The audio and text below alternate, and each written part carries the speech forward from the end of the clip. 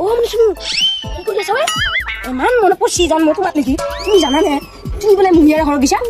মোক কিয় আকৌ একবাৰ কোৱা নাই মই বিয়া পাইছোঁ যাম তুমি বোলে মুনিয়াৰ ঘৰত গৈছা তাতে বিয়া বস্তু আকৌ নাখাবি আকৌ আৰু কেইবিলাক বিয়া পাতি থাকে বোলে চিয়া নেকি আমি চালে নাই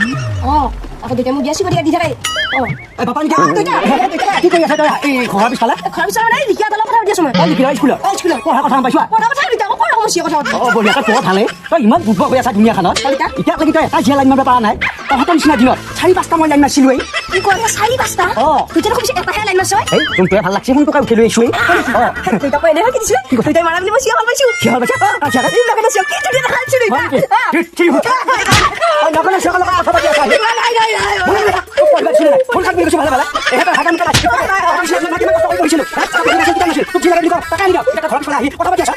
ভালে